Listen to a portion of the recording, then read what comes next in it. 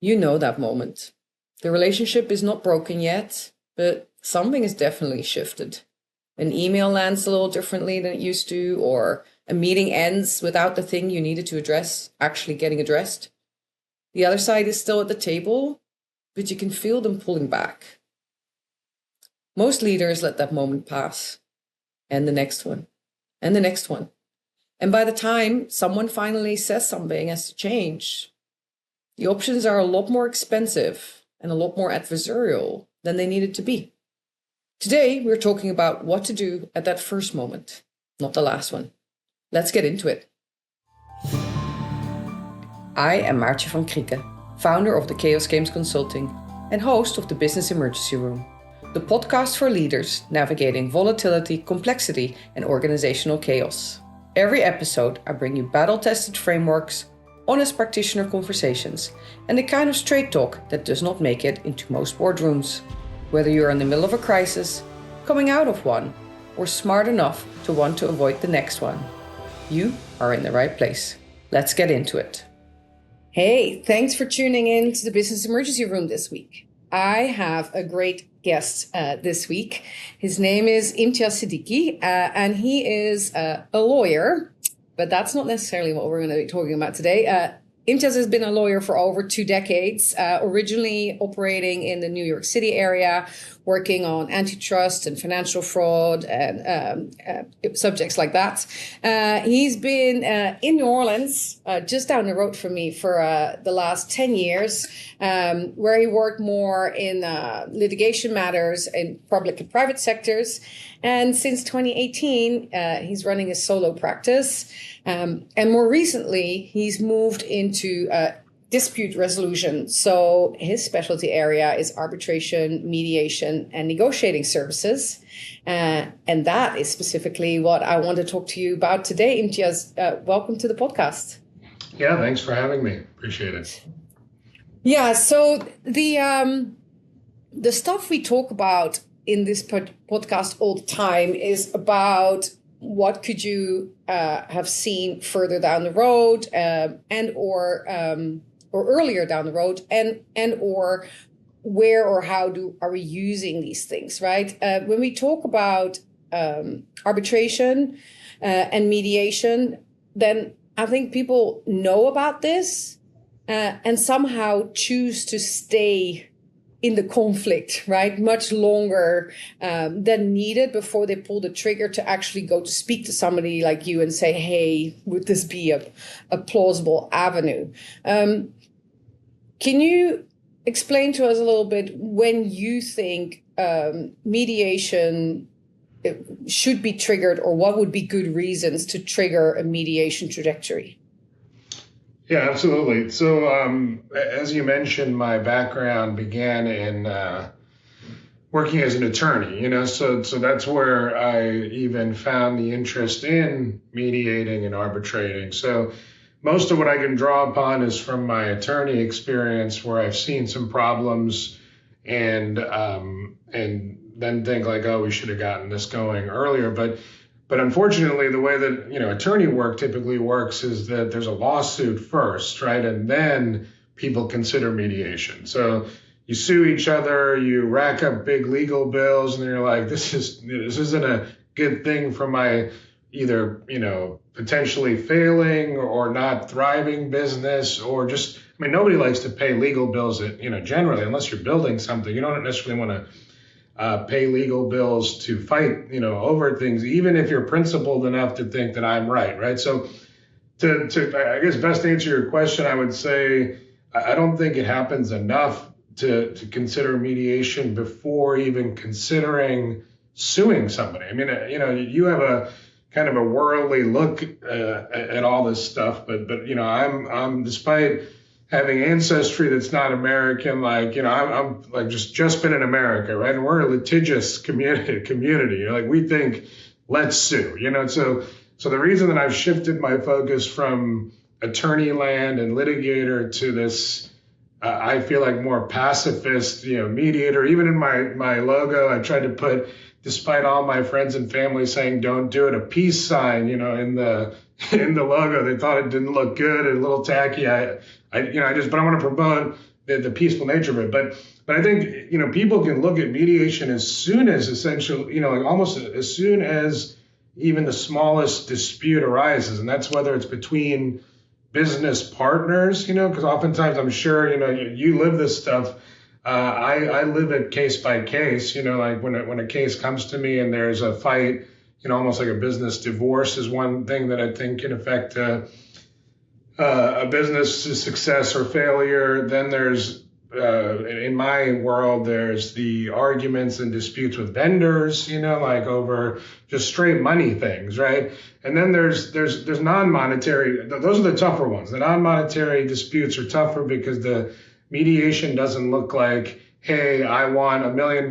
Hey, I'm paying you zero. And then you start working together to find a middle ground, right? I mean, it's a little bit harder when you're fighting over property or some sort of, like intangible sort of, so, but, I think mediation can be explored at the first sight of a conflict. When I say that is even the first time there's a disagreement, like, hey, I didn't think that the business was going to go in this direction, you may want to even, I think a lot of people would say that's a little premature, maybe, but you can kind of bring somebody along and use them as needed. Like a mediator doesn't have to be this grand event. And I know you've been involved in your own, mediations, whether as an advisory capacity or, and usually there are these grand events, like you come with your team and you're in your room, but I think it can be used more as a process, along the way from inception all the way through.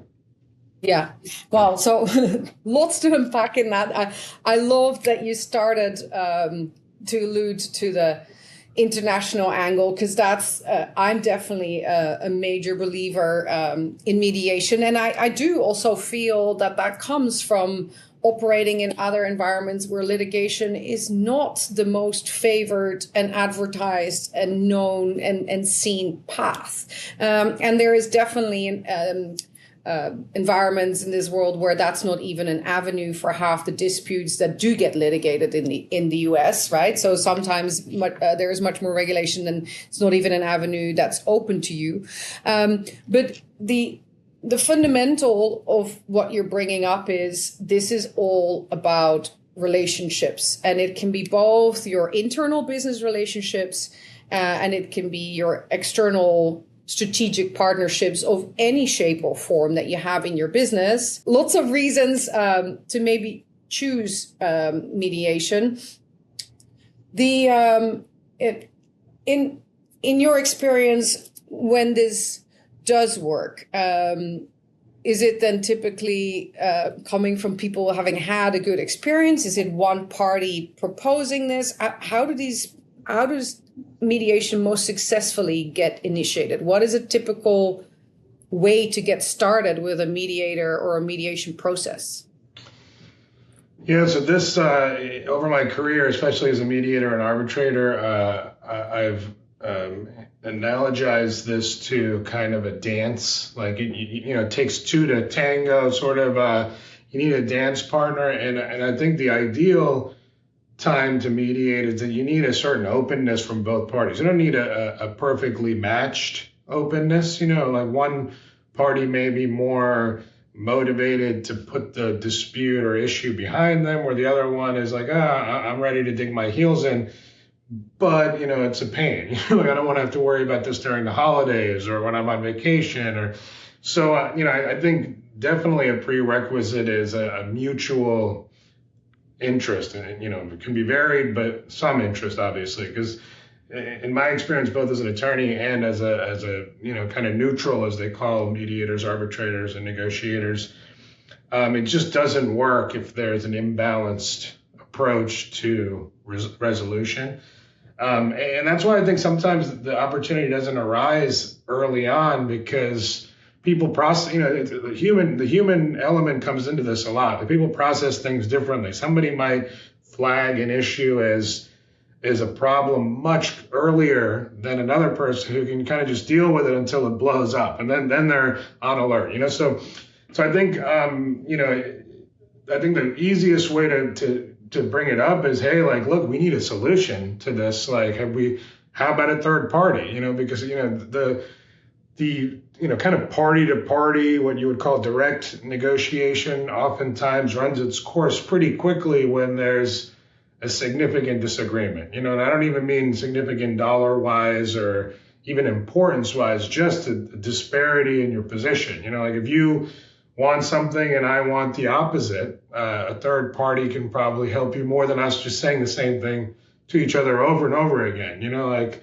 And again, I'm coming at it from a pretty adversarial type situation, like where I think in the real business world, it's not nearly as adversarial as where I live. I live, whether it's as an attorney or as a mediator, people are not in agreement. Like even if there's one point that we can agree on, it's like, oh, well, we have a start. So I think the launching point, so to speak, is best when there's even like a scintilla, iota of interest on either side. That's all you need. And then it changes. Then the dynamic is different, right? Because then it's a negotiation thing. If you have a really motivated person to mediate, that might affect your negotiation position. But that's a whole different animal, basically, right? Strategy versus tactics kind of differentiation, right? So what I'm hearing, you need at least a certain level of openness on both sides. So one can propose, but the other one needs to be willing to admit that whatever you're doing currently, which is either nothing or litigation or something else, is not working, and willing to make at least a switch. And then what I'm also hearing you say is that you need to consider that the real benefit of bringing somebody in and doing mediation is that a mediator will truly work on the lost in translation piece, right? And maybe start showing you that you are not as far apart as you thought, because you're not talking about the same things, or the way in which you've been saying it was picked up by the other party differently than you meant it, or not the same anyway, leading to them responding in a certain way. And in litigation, it's not necessarily in anyone's real interest to solve that lost in translation, is it? Right. Yeah, absolutely. So, I mean, another thing that I feel to mention is trust too, right? When whether it's outwardly said or it's known, and that you don't necessarily want to bring it up, when there's a little bit of lost trust, a third party comes in really handy, because you don't really take the person that you're, whether you were in business with them or whatever the relationship is, you don't really take what they're saying at face value anymore. And you have the kind of the issue that you just said, whether it's lost in translation or just kind of calling BS on whatever the person's saying, and you have the endorsement of a third party hearing it and being like, well, there is some truth to that. I understand why you think that this may not be the case. So it comes in handy there for sure too, like when there's a lack of trust between the parties. Before we get to arbitration, let me give you some numbers that put this in perspective, because Imtiaz and I are talking about this as a business decision, right? Not a legal one. And for business decisions, we need data. Mediation typically costs between $2,000 and $5,000 per party. Business litigation regularly exceeds $50,000 per party. And that is before appeals, before expert witnesses, or the hidden cost of leadership time diverted away from running the business. Mediation is also 60% faster than litigation on average. Most mediated disputes resolve in 2 to 6 months, whilst litigation runs 12 to 27 months on average. And that's potentially somewhat of an optimistic scenario. So 2 to 6 months versus 12 to 27 months. And then there is one more number we're sitting on, because studies show that 80 to 90% of parties voluntarily comply with mediated agreements. On court-imposed judgments, only 40 to 53% compliance, which means that even when you win in court, you are not done in more than half the cases. The business case for mediation is not close at all. The question is why leaders are still not using it nearly enough. which is exactly what we've been talking about and what Imtiaz is going to help us understand further. Okay, so I think we've made some clear distinctions as to litigation and mediation. And basically, specifically, if you have a relationship that isn't working, but that you don't want to be broken forever, or for maybe between joint business owners, right? So how would you say you would differentiate between the arbitration route and the mediation route? Yeah, and one thing I probably should have done at the outset, which I'll really quickly do, is just explain the mediation process like real quick before we transition to arbitration, because I think it can take many shapes and sizes. But like briefly, mediation is, it's not in a courtroom. It can be in a conference room. It can be on a Zoom, like a video conference platform. It can be with all the parties together talking, which in my opinion oftentimes doesn't work because there's a lot of like trying to get in your last word or your position.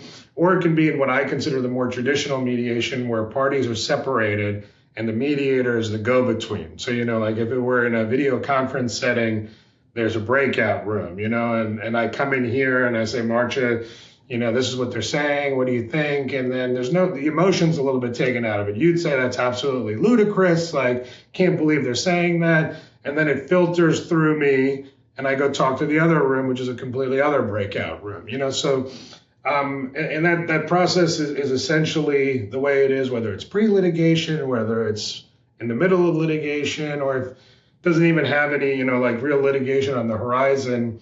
That's usually the way it works. There's different vocabulary for it. Caucus is when you're individually in separate sessions. Conference when you're together. But in large part, mediation is essentially separating.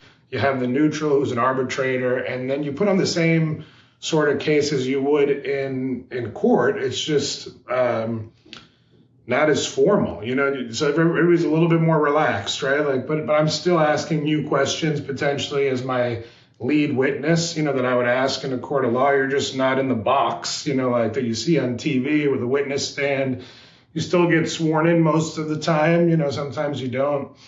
And it's essentially like a mini, it's a trial just by definition, but it's a mini trial in the sense that the pomp and circumstances is sort of removed, and you're still able to get your evidence in through largely. And I know I'm using a lot of like legal vocabulary, but it's also in the normal space too. Testimony and evidence, right? So testimony, just whatever your story is. Evidence, that the documents that you want to get into evidence so that you can prove your case, right? So. And one last thing I'll say, because, as an attorney, you and your listeners probably already know this, like I can talk, and once you get my motor running, like it's the Energizer bunny here. But the arbitration, I think, model was created as a shortcut, as a time-saving and expense-saving alternative to court, right?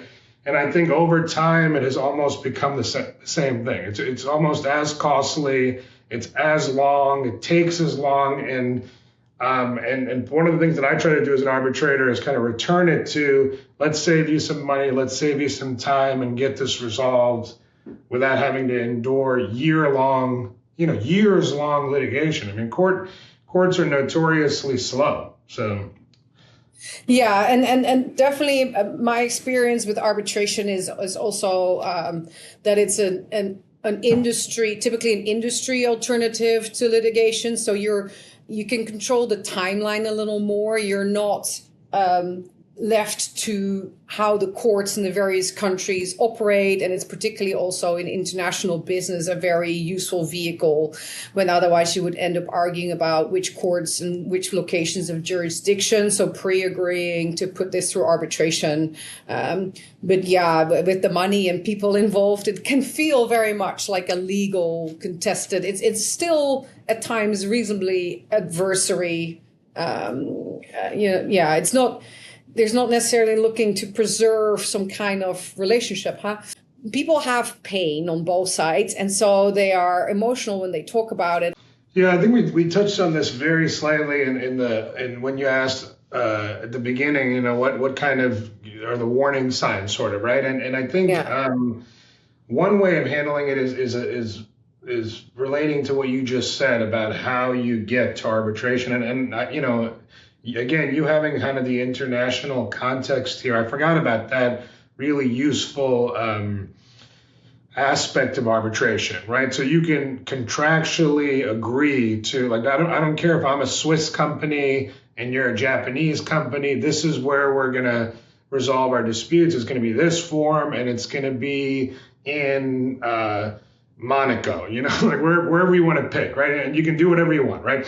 So that's a huge advantage because it's contractual, right? So I think one of the things you can do about the 6 months ago, 12 months ago is you can control, this is hard to do, but I think a savvy business person or a business attorney can try to put in triggering points in any sort of contract that necessitates or facilitates the relationship, right? Like when something happens, it is on the parties to then reach out to a third party and initiate, whether it's an informal discussion or a position paper or something, right?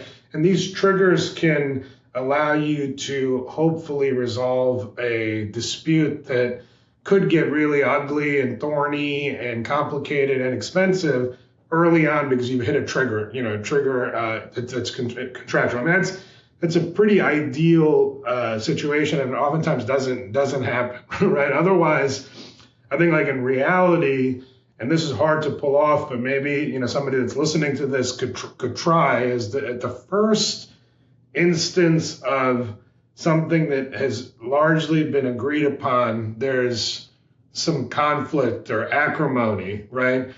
Instead of bringing in attorneys, you bring in because oftentimes people are motivated to bring in their own representative, right? So like I'm armed with my attorney, you're armed with your attorney, but suppressing or rejecting that concept and bringing in somebody who's not going to work towards Maartje's interests or Imtiaz's interests, but towards the interest of resolution. So that's how I always look at the mediator or the arbitrator. Their client is compromise, or resolution, and that's another important distinction between arbitration and mediation. Mediation is voluntary almost always. Arbitration is voluntary for the process. It's contractual, but it's binding. So like mediation, you can walk out of a mediation and say, absolutely not, I'm not going to resolve this, and that's totally fine. Arbitration, once you're in, you're going to have to be okay to a certain extent with the arbitrator's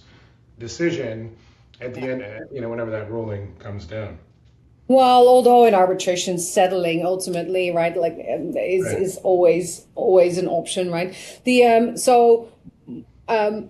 What I'm hearing you say, and what really resonates with me is say, hey, put some of this in your contract, right? And that's definitely something I talk about and I would recommend, because I think any kind of collaboration relationship, particularly with strategic partners and externally, needs a definition of success. So it needs a performance clause saying this is a successful collaboration and this is how we will know it's no longer successful. And if you have that, then that creates also the avenue to say, okay, if it's not working and we give ourselves 3 months to figure it out, but if after 3 months we haven't figured it out, we both now in advance agree that after 3 months we will start talking to a mediator, for instance, because the question is not when the relationship will have, challenges. It's when. It typically does happen, especially in the long relationships. I think the interesting thing is maybe to think also about the internal ones, because we gave examples, right, of business partners who are in a conflict and who are both equity holders in a business. I do think personally that if you have any kind of operation where there is key leaders who have equity in the business, you need a similar performance agreement and a dispute resolution clause of some kind. Because if you agree that when you're still in good speaking terms, you have it when you are no longer, right? And slamming the doors and calling each other ugly names. Absolutely. I think when you have a document that you can refer to when things were rosy and everybody was optimistic, that is much easier to navigate than trying to build a system after the fact, right? And I think the other thing that you mentioned about the contract is that I think sometimes my clients struggle with anticipating some of the things that you should put in this contract, right? And that's where I come in as an attorney and being able to draw on my experience to be like, oh, well, this happened in this case and this happened in this case. And I think you can do the same thing having worked with so many clients. You can, even though this particular business may be like, that's never going to happen. You're like, let's put in something in a contract just in case, right? And then what do you know? 3 years down the road, like something that people thought could never happen, has happened. So, yeah, I think the contractual, I mean, this is definitely coming from, my experience, 20 plus years in the legal world, but a contract is so much easier to navigate than just on the fly, even two pretty resourceful, insightful people trying to resolve a conflict. Like even the most reasonable ones will have a hard time really, getting on the same page. Where if you look at the document, everything's spelled out there. You look at it like, oh, what happens when we disagree on how revenue is distributed after we hit this milestone, right? And then you're like, oh, it says it right here. And then it's harder to disagree with letters on a piece of paper, than just sentiment. I think we all know it in our gut when these relationships are not functional or starting to be dysfunctional. There is somehow in our gut this moment where the bucket spills over and it's kind of like, ugh. The thing is, we still don't do anything because that's not what humans do. And you're supposed to play nice and we're now adults and we're supposed to be able to figure this out. The challenge is that all that time that you let it fester, your business is suffering. And I bet that you can put somewhat of a number to the dysfunctional relationship, right?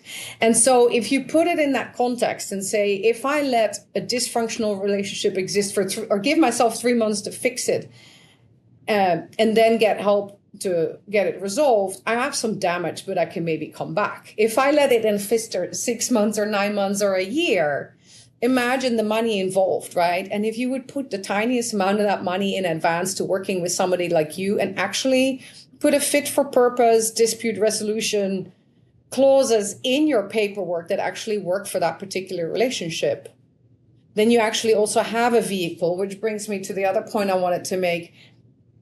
That the dispute resolution clause needs to work. It needs to not be like we are in New Orleans. Definitely know that there's some NFL referees that we don't like because we feel they don't like the Saints, right? And so if your dispute resolution alludes to a referee that you already didn't like, then it's never going to work, right? It needs to be a vehicle that you at least feel is neutral enough and trustworthy enough that both parties would want to use that route, right? Because there's nothing worse than having a vehicle that actually is not usable in the end.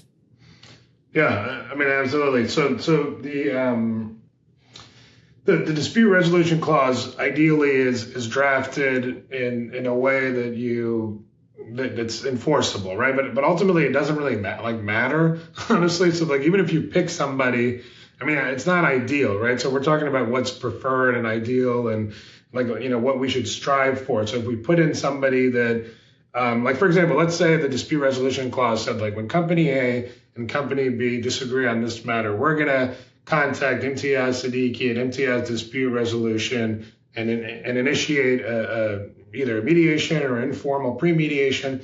And then let's say something happened where they don't like me anymore, right? Like I think it's on the parties to revise that agreement to pick somebody else. Otherwise, that's who they're contractually obligated to use. And it's easy if both parties don't like the person, right? But if one does, because they're like, oh, he gave me a really good deal, like they're kind of stuck with it. But but back to your question about examples, right? I think the tricky thing about examples and seeing the writing on the wall and what's happened 6 months ago, 12 months ago is that some of that is so subjective compared to like objective, right? So like the email, the first sign of conflict in an email is subjective, right? Like you may have just been in a bad mood. Like you didn't have your morning cup of coffee and you responded very curtly, or, so I think like it's tough for me, even when I've been an attorney, where I've been like, oh, this was like doomed for 2 years. So like, you should have resolved this 2 years ago. There's not always like a perfect point that you can point to and be like, this is where things went off the track. But I think what you can say is that if you're largely in agreement on everything and there's the first sign of disagreement, that may be the first time we're like, hey, well, this is the first time we've disagreed on anything. Like maybe we should kind of put this in the pot of disagreements and then present it to a neutral to kind of just like quickly run through and just be like, this is where, this is how we're going to like kind of deal these cards out to keep everybody happy, so. Well, for me, we're in a business emergency room, right? If it starts to affect the business, you need to deal with it, right? And it can be that you simply that it's become a personality conflict, right? People do change, or often there's also friends who start businesses, and so sometimes it's stuff that didn't even happen in the workplace. Sometimes a disagreement can be really personality type based, but ultimately, if it starts to affect the bottom line of the business, you need to do something because the money is running out the door. So that's an easy one. Like, if the profits are sinking, or, whatever level of success that you want to use to apply to a business, that one I think is identifiable. But sometimes, what I'll say back to that is that sometimes the root of that effect is sometimes tough to put your finger on, right? Because that something has changed, right? Yeah, well, that's actually a lovely bringing it around, Imtiaz, because that's what we talk about all the time, right? That these things, the symptoms that are in the business that suggest that all is not well, are visible long before it actually maybe is shown in the bottom line. And we talk about that all the time, which is exactly why we're having this podcast. So basically what you're saying is just like everything else that can make a business derail, it starts with little things. And at some point, the bubble bursts, huh? If people, after listening here today, are like, hey, actually, I would like to think about pre-planning a little bit around how I deal with dispute resolution, or I'm about to enter new partnerships, or I actually might be in a situation that I could use some steer on this subject. Where do they go? What do they do? So my arbitration, mediation, negotiation venture is called Imtiaz Dispute Resolution. I have a difficult name, as you do, but I went with it anyway. I leaned into it. So it's Imtiaz, IMTIAZ, Dispute Resolution, and the website is IDR, the acronym for Imtiaz Dispute Resolution, ADR.com. So ADR.com. ADR is just the alternative dispute resolution, moniker for all of what we've talked about. So that's the easiest way to get me, and all my other contact information is on there. Perfect. Yes, and if you're listening to this in the car or not able to write anything down, all these contact details will be in the show notes wherever you picked up this episode, so you can go back and find it there. Imtiaz, thank you so much for coming to talk about this today. I think we don't like talking about conflict. We also don't like addressing it effectively or timely either. So I think this was very valuable. In closing, with your mediation hat on, what do you think every listener should try to remember about mediation and dispute resolution? Well, I think to keep it in mind and use it liberally. I don't think it needs to be used when you're like, well, we need to do something to curb the legal bills. That's when usually the impetus comes, right? Like we have spent, like you look at the ledger, we've paid this attorney $55,000. I don't think it needs to be a break glass in case of emergency type of tool. I think it can be used much earlier and much more frequently. But thanks for having me. I appreciate it. Yeah, perfect. So just like with anything else, when the emotions are running high and things are getting lost in translation, bring in a fresh pair of eyes and ears. That is never a bad thing to do to stay healthy and functional. Use it early and use it liberally. That's the prescription. And what I want to add to that is the conversations that end up in mediation or litigation almost always had a moment months before where someone knew things were not right and said nothing. We have talked about avoided conversations a lot on this show, and dispute resolution is what happens when the avoided conversations finally run out of runway. Put the clause in the contract before you need it. Name a neutral before the trust is gone. Define what success looks like and what failure looks like before you are arguing about who caused it. Those are not legal decisions. These are business decisions, and they belong on the same list as your continuity plan, your exit strategy, and every other thing you do to make sure a problem does not become an emergency.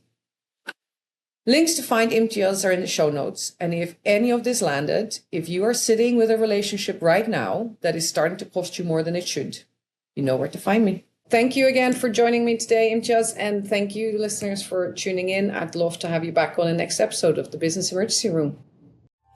That is your discharge papers from the ER for today. If this episode was useful, please share it, subscribe, and leave a review. It will keep this emergency room open for business and makes a big difference for podcasts like mine. I am Maartje van Krieken, and this show is my own from start to finish. Produced by me, polished by the brilliant team at Hivecast. And remember, this ER is always open. Till next time.